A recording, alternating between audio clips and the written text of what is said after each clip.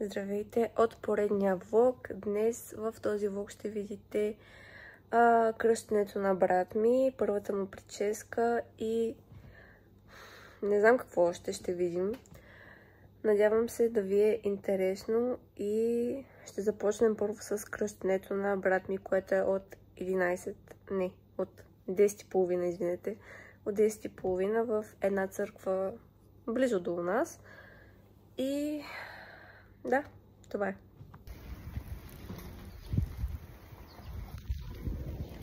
Сега отиваме на малкия първият фризьор. Днес в 11 часа, кажи речи, го кръстихме в една църква до нас близо.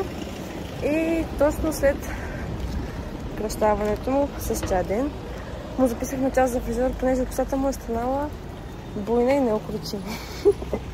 Буйна и неукротима, и затова сега в фризьорски салон Пъзел, така се казва, който е само за деца, ще го подстрижем.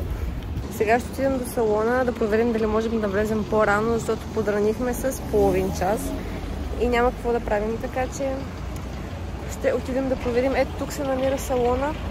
Не знам точно къде, мама знае. И сега ще видим дали ще имаме късмет.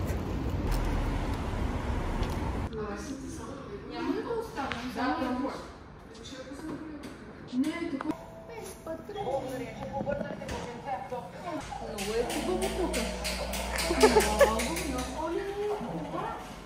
Заповядай. Къде си?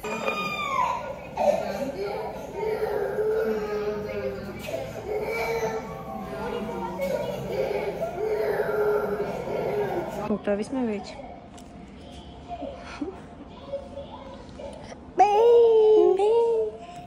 Не беше толкова страшно, нали? Пак ще го направим.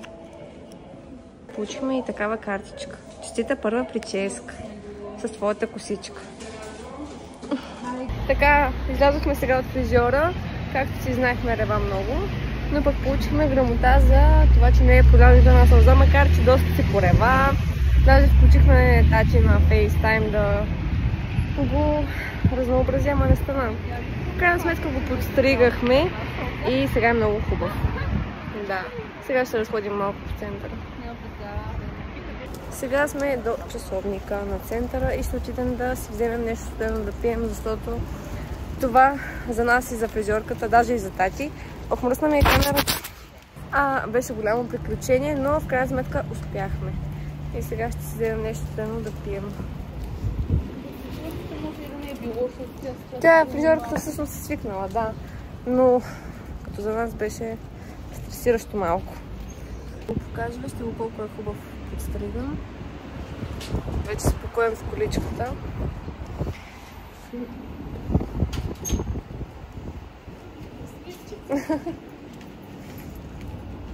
Се радваш на хората ли, како?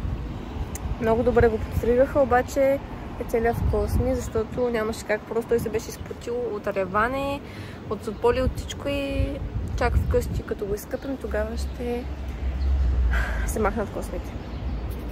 Аз си взех студен чай от Бъс и лимона, мама си взе този студен чай.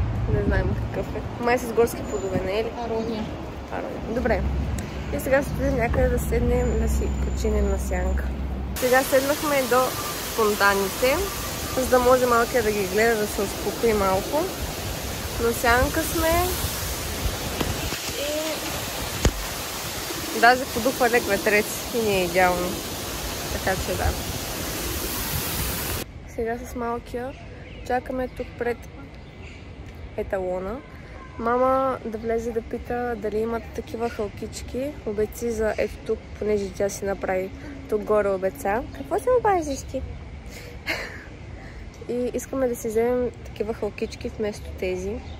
И сега ще видим дали има. И нямаше в този магазин обецата, която искаше мама и която исках аз. И затова сега се спряхме, в един друг еталон, за да види тук дали има. Макар че ме съмнява да има. И сега с малкия чакаме отпред на една фейка. Аз на моите внучки така ги броях и аз, докато бяха месеците. Сега вече не ги броя. Така, аз не можах да си намеря Стига! Сега не можах да си намеря обеца за ето тук горе, но пък успях да си намеря пръстен, както ги снимах вече. И сега седнах с две мои приятелки. С две мои приятелки седнах в ревю, едно кафето в Плевен, да пием по нещо разхлаждаващо, да се видим. Те ми се подиграват. Няма нищо. Ето ме на Дебора очилата. Мисля да си купя аз такива очила, да те копирам. И аз мисля, че може да си поръчах си лимонада с малина, като още не съм разбъркала. И двете говорят по телефона и ми се карат, обаче аз говоря тихичко. Ами те нямаха свежарски. Сега не е като тази, която аз направих в TikTok, но става. Не знам сега. Сега си... Да. Сега си взех една палачинка, защото ми се яде от много време и сядаме да ядем в тук едно паркче. Туалетните на заден фон. На здраве, на здраве. На здраве. На здраве. Това бях 5 пъти май. Сега си тръгнах от центъра и отивам към моят квартал и ще седя там до 9:30 някъде и ще се прибирам. Защото утре пак съм на училище. Няма да мога да се оправя. Трябва да се къпя с косата и докато си оправя косата, докато е изсушена кадра и всичко, ще стане 100 часа, така че да, 9:30 ще бъде за мен. Сега си ходя. Много е жега, хора. Много. Аз едва ходя с тази пола. Това е полата от влога ми с един от баловете. Не знам, мисля, че е влога управете с мен, който е. Вече се пребрах и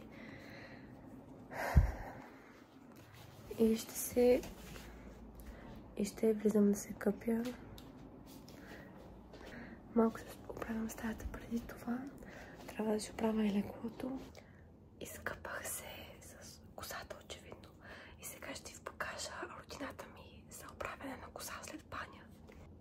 Тук ползвам вода за скалп, която видях в TikTok. Тя е за успокояване на скалпа и я разнасям така навсякъде из корените ми.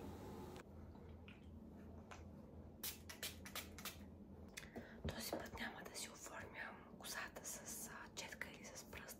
Само ще я намачкам. Тук вече е изсъхнала кашеричи, така че...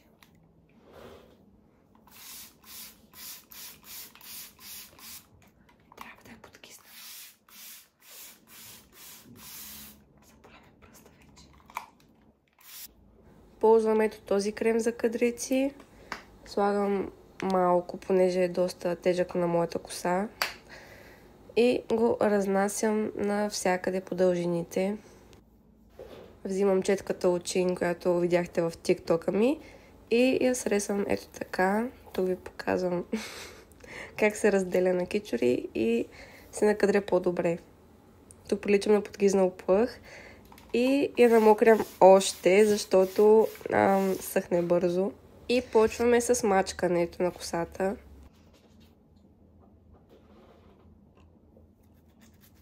Слагаме още вода, защото пак е изсъхнала. В момента ползвам ето този гел. Не слагам много, ето толкова. И си го размазвам из ръцете, след което слагам навсякъде по дължините. И като си го нанеса на косата, я мачкам отново. Ползвам ето тази пяна за коса, която е уникална, между другото, препоръчвам ви. Слагам доста от нея, малко повече от една шепа, ето толкова, и я разнасям, или поне се опитвам да я разнеса по-равно из двете ми ръце. След това я нанасям по дължините на косата и я мачкам отново. След това взимам тениска и с тази тениска си намачквам косата, за да се обере допълнителния продукт, който се е насъбрал върху косата. Ако е с кърпа, ще стане бухнала накрая, така че е важно да бъде с тениска. След това взимам дифузера и почвам да я суша.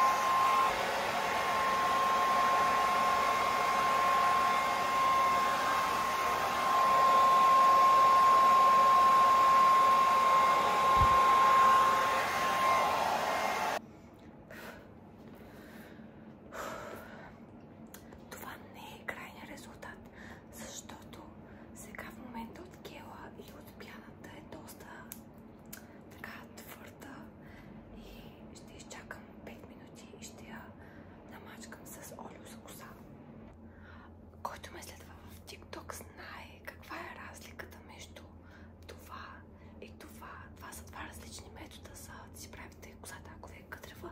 Единият е с помощта на четката да си я навивате ето така. Или с пръсти ето така. Другият начин е просто както сега аз направих да я мачкате и да я изсушите и това да бъде. В принцип аз много ми харесва как става, когато я оформям, нали, с четка или с пръст. Но сега реших да разнообразя малко и да ви кажа, чакайте да увелича светлината. Не смятам, че се получи след, даже смятам, че се получи по-добре, отколкото очаквах. Искам само да видите колко много коса пада. Добре, изчаках малко време да се климатизира косата. Косата ми и сега ще сложа от ето това олио, което наскоро си взехме с мама и е доста хубаво. Взехме малката опаковка, защото не знаехме дали ще бъде хубаво. Но сега като знаем, мисля, че ще вземем голямата опаковка. Ето така си размазвате из ръцете и просто си я намачквате отново. Ще умекне самата коса. На места е още мокра. Сега усещам. Окей. Момент, не е окей. Ето я. Крайната ми коса. Виждате ли нещо? Не виждате ли нищо? Не знам. Ето я. Между другото, преди няколко вечери ми скимна, че искам да си филирам косата, за да е с повече обем. И хванах ножицата и го направих в банята просто. Гледах си косата сама вкъщи и ми се получи. Искам да ви кажа, получи ми се и съм много доволна от резултата. Бих го направила пак. Това е вече крайният резултат от косата ми.